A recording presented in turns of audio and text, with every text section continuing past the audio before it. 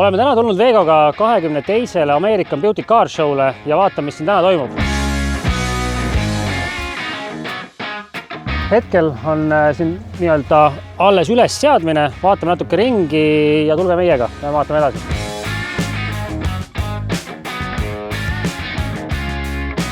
Me väga kaugele jõudnudki, meid püüti kinni meie põhjanaabri rootslase poolt ja siin peale vaadates vaatad, et on vana Mustang või? Ja just jah, aga tegelikult on sellel vahel siis Tesla mootor või elektrimootor. Ütleme, tehnika pool on kõik on Tesla, aga visuaalselt on ta ikkagi meil vana Mustang. Mis ta meile veel huvitavad siin rääkis, et auto on natuke pikemaks tõmmatud, sest et muidu Tesla põhjaplaat patareide ja kõikide muude huvitavate akude asjadega lihtsalt ei mahtunud siia ära. Üks väga suur eelis, et nad tegid selle siukseks, on see, et nüüd on taga pakiruum ja ka ees on pakiruum.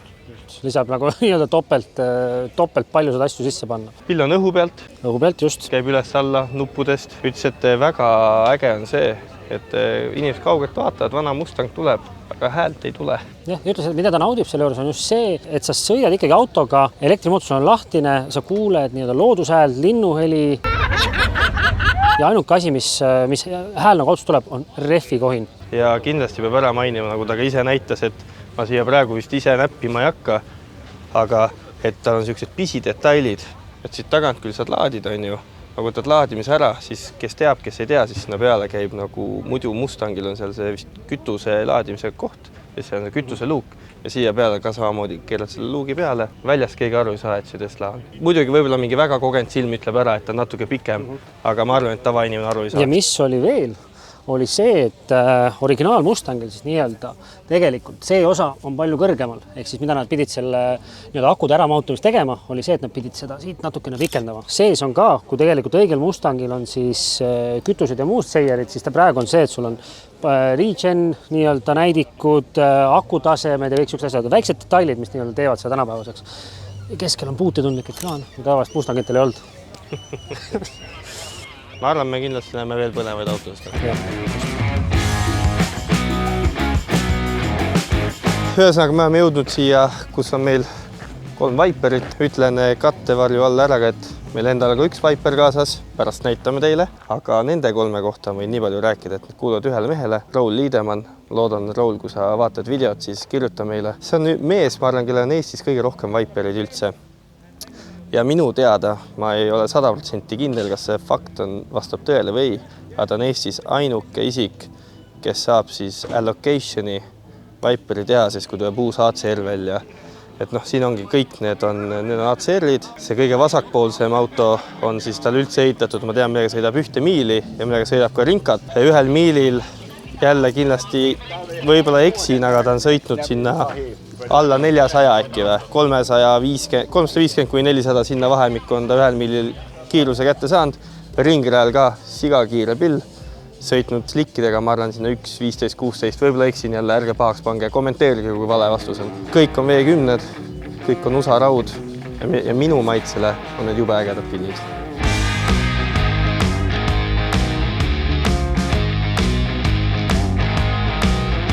No kuidas sulle korvetid meeldivad muidu? Korvetid on minus väga ägedad. Mis kere? C6, C7, nüüd on juba uus C8.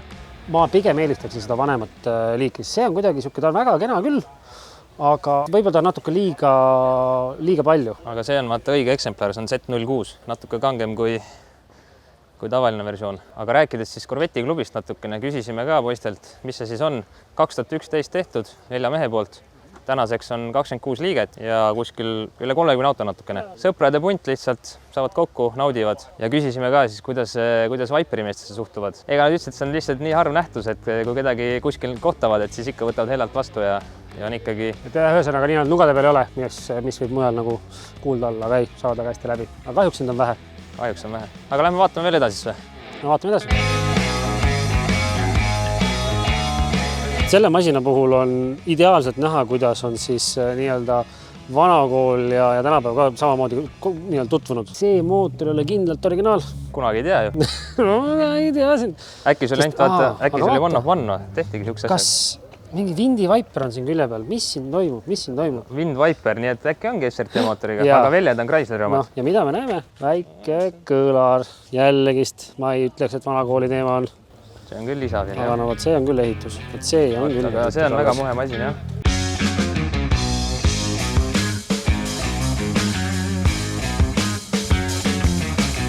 Nagu enne mainisime, siis ka Veego on ühe Viperi toonud. Täna jätsime selle siia aia taha, et ka kõik külastajad, kes sisse ei saa, siis näevad Veego Viperit. Millega tegu on siis? Aasta 2000 Viper. Kapoti all on vabalt hingav V10, 331 kilovatti, 600 midagi algus väänet. Väga huvitav asi, mida üldiselt inimesed ei tea. Kellegilt küsid, mis see on, kõik ütlevad, et see on suunatule pirn, aga tegelikult see on põhimõtteliselt nagu lood, mille järgi saab tuled paika sättida. Tegemist on siis kabriolett variandiga, nagu näete. Pagasnikus saab tõsta siia peale katuse, saab panna siia aknad, et siin ukse sees midagi pole, aknad käivad niimoodi tahta siia sisse. Üks asi, mis siin on kunagi oma ajal ümber ehitatud, on siis taga siuke pisike asi, et muidu neil originaalis on numbrimärgid siin. See sai kunagi täis pahteldatud. Tegelikult mitte, aga ütleme täis pandud ja numbrimärk läks sinna alla. Siuke omapärane punane pill. Kindlasti püüab omajagu pilke, pole kindlasti nii eriline kui need Viperid, mis seal seespool nägime. Aga ma arvan, tänavapildis ikkagi üks erilisemaid asju, mida saab näha, sest neid väga välja ei aeta. Ja ma tean, et see Viper minu teada oli Eestis 3. Viper, kui see kunagi Eesti jõudis ja Eesti jõudis aastal 2004. Mul on ainukene roller Eestis Aprilia, 50-ne.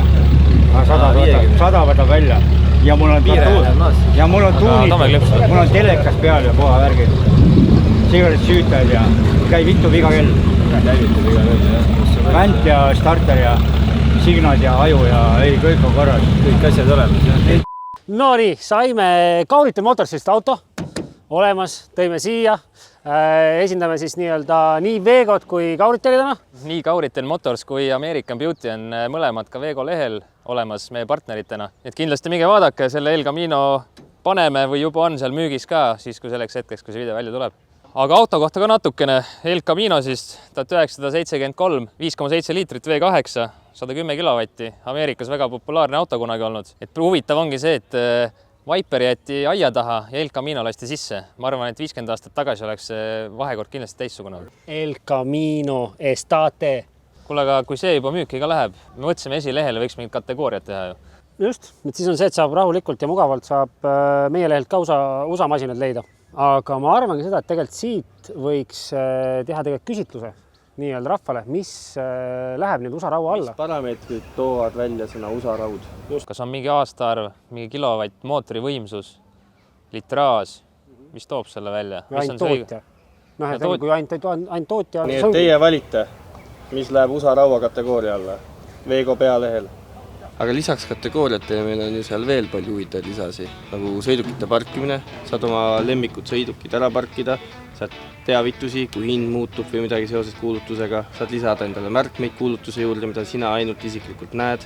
No lisaks saab ju otsinguid salvestada, paned oma lemmikparameetrid sisse, näiteks El Camino, kuhu see El Camino meie portaali ilmub, sulle tuleb kohe notification selle kohta ja lisaks me oleme ka nüüd arendanud natukene seda nii-öelda esilehel otsingu vormi, et tegime sinna ka märksõna selle vormi juurde, see töötab nagu Google Search, paned sinna näiteks CarPlay, sinine, 200 kilovatti, ta teeb nendest kõigist eraldi 3 tag'i ja siis vastavalt sellele tuleb sul nii-öelda otsingus need filtrid lähevad peale. Suur osa meie vaatajatest, me eeldame, arvame, on eraisikud, aga meil on niisugune väga äge feature, mida eraisikud võib-olla lehel ei näe, on ettevõtetele loodud admin-paneel, kus siis suurte autoparkide omanikud, nagu näiteks meie tänase kliendid Inchcape, Elke, Amser, United Motors ja neid on palju veel, saavad teha masstoimingu käigus erinevaid lükkeid, tellida teenuseid, muuta sõidukeid korraga kas või näiteks 10 autol, 100 autol või 300 autol. Jällegi niisugune äge asi, mille peale võib-olla eraisik ei oska isegi tulla, et võib olla niisugune tagataust. Et kindlasti me siia videosse paneme ka natuke lihtsalt pilte, videosi, et milline see välja näeb, et siis ka eraisik näeb, milline on, ütleme, suurte autopargi haldurite igapäeva tagataust. Ja kõik ettevõtted, eraisikud, pöörduge julgelt meie poole, tehke endale konto ja pange oma autod müüki. ja nüüd siis lähme vaatame edasi, mis siin veel toimub ja õhtu on alles noor, tegelikult pole veel väravad avatudki ja kohe hakkab show pihta, nii et... Nii noor ka ei ole, ma puhkan edasi praegu. Lähme vaatame edasi.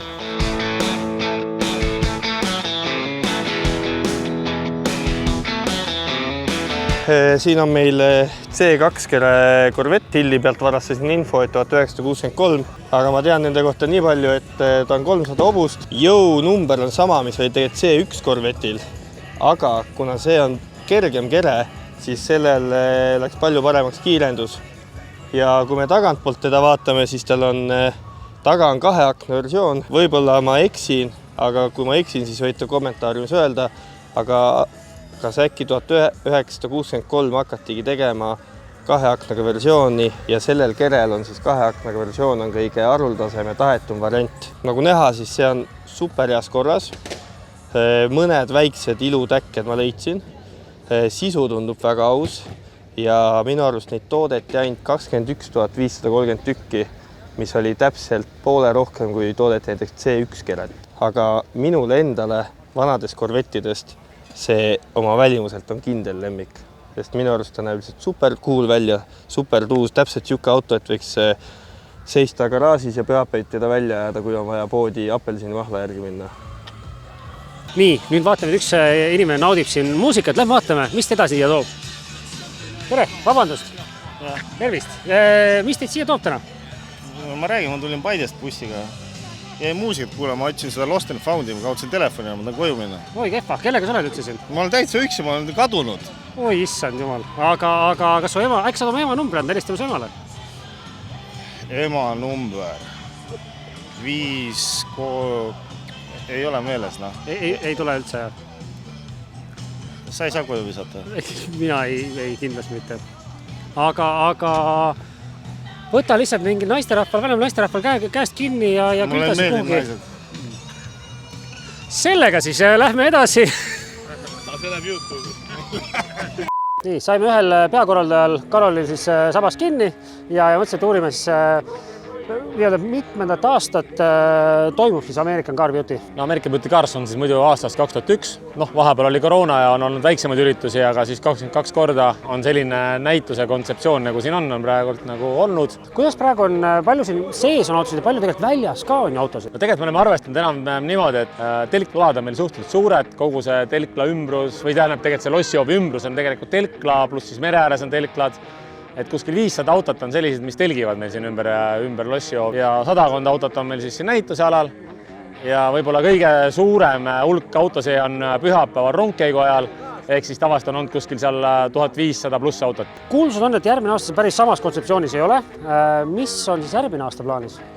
See näitus kui selline jah, enam ei toimu, aga ma arvan, et kokkutulek võiks ikka alles jääda ja kui ikkagi inimesed tahavad, siis teeme vaiksemalt, rahulikumalt ja võib-olla rohkem siis suunatud konkreetselt autoomanikule. Kuidas on siis kui inimesed, kes tahaksid võib-olla tulla siis ja proovida Ameerika autot, mida nad teha saavad, kuhu nad saavad tulla, kuidas saaksid osa sellest Ameerika autost natuke saada? Ega hästi paljud inimesed ongi saanud pisiku just üritustelt.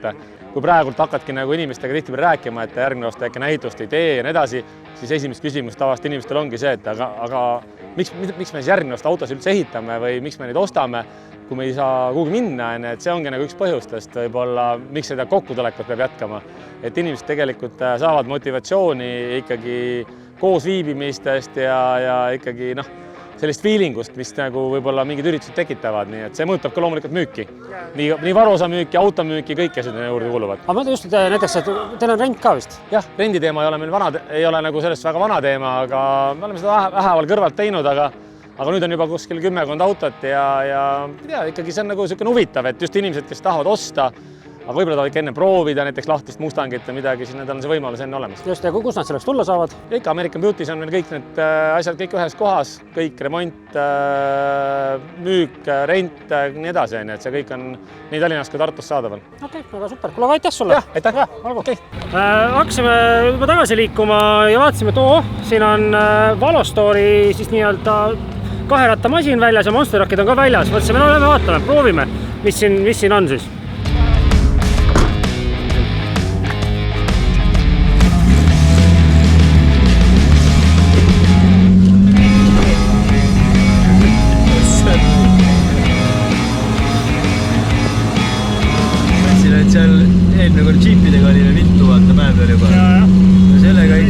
täiesti vilti reis. Ei, väga huvitav kogemus, nagu oleks autoga kuskil täiesti hoopis mingist muus maailmas.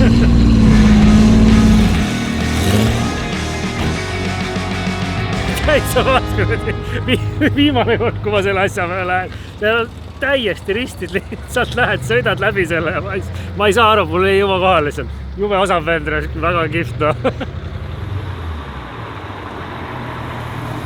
Like'i, share'i, subscribe'i.